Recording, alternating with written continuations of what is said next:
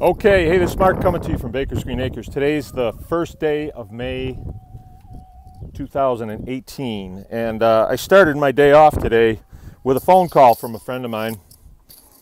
He's a veteran, and he just wanted to call and encourage me that you know, he appreciates the videos, and it's helped him find a place where he wants to start. You know, and his thing's going to be different than my thing, but he just wanted to encourage me. He got my video from the other day where I said we're going to change our model from a commercial outfit, a commercial farm, to a homestead operation. And it takes a while to think that through, but basically what it comes down to is I will grow about 10 times less than what I usually do, and it will go directly to my family. Right? That's the best gain that you can make, the best gain, because if I have to convert what I grow into dollars, there's a lot of slippage there, and you lose.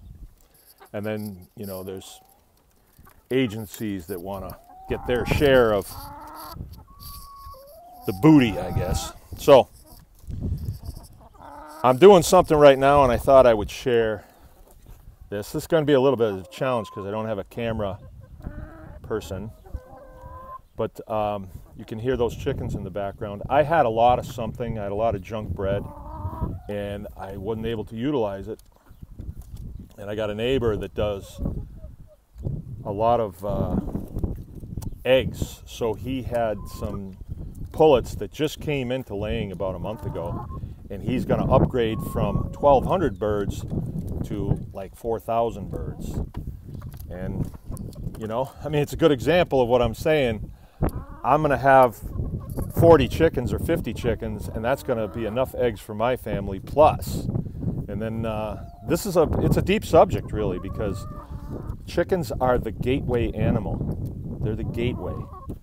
So be careful. I'm going to warn you. Viewer discretion advised. Your farming could be triggered by this video. But so he had 1,200 of these birds, and I had a bunch of junk bread, so I delivered the bread down to him. And I couldn't really charge him for the bread because it was junk, but he wanted to give me something. I said, boy, I could take some of those chickens. And so I brought home 16 of them. I got 20 the other day from him.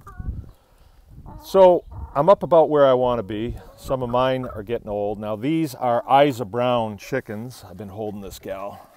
I really like them. These ones have only been laying for about a month, so they start laying at about 16 weeks. So it's about 6 months old, 5 months old, something like that. So they're really nice. And I'll show you my yard, my chicken yard here. Looks like this. And this is where my chickens stay most of the time. Sometimes we farm them out to other areas of the farm because they're pretty useful. I mean, they're destructive if they get out and you don't know where they're going. But if you have them in an area, they can be pretty useful. You don't want them in your maintenance shop because they will climb up into your toolbox and lay an egg up on top after they poop about 5 times. So this is like my maximum security. This is where they stay most of the time. They're here all winter.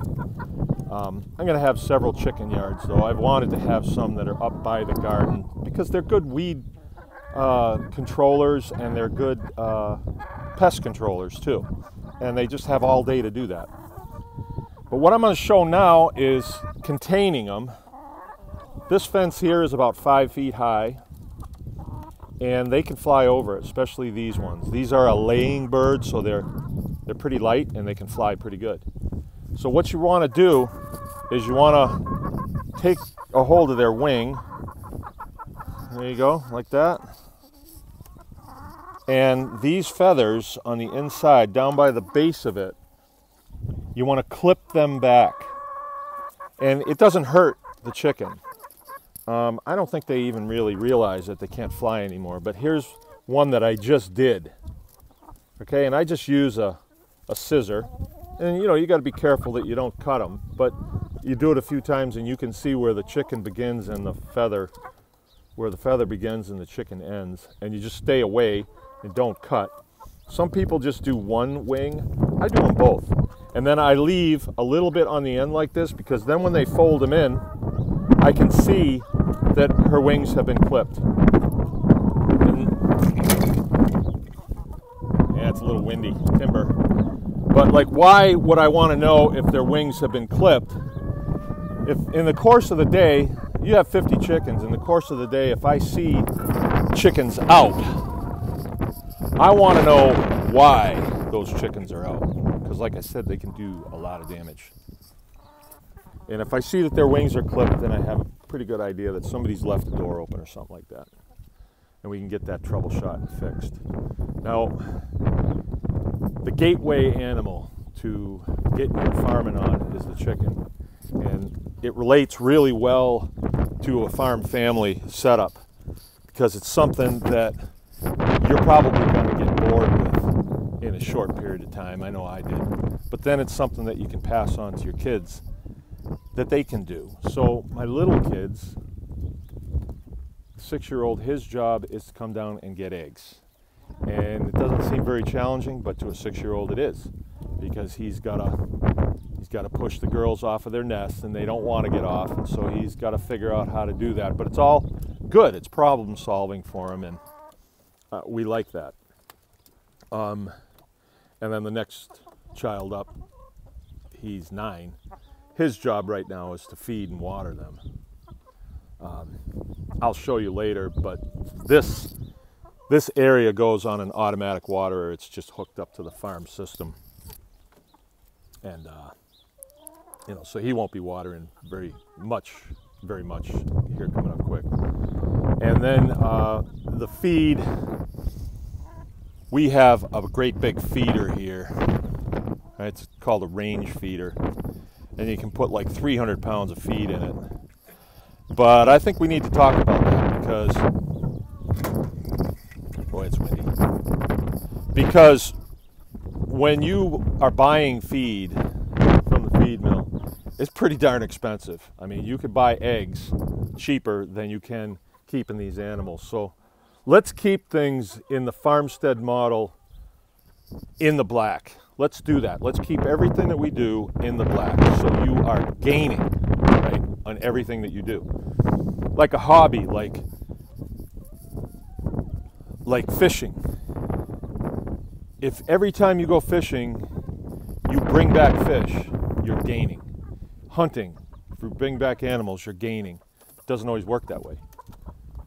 But like golf, you bring home, oh, scorecard. Not a good hobby for the homesteader type person like I'm talking to now. And that's what this guy told me this morning. He says, you know, your videos are more important than you know.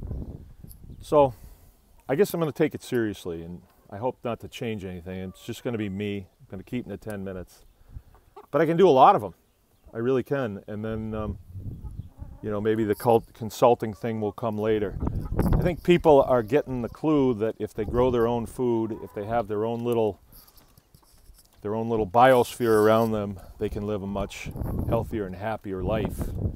So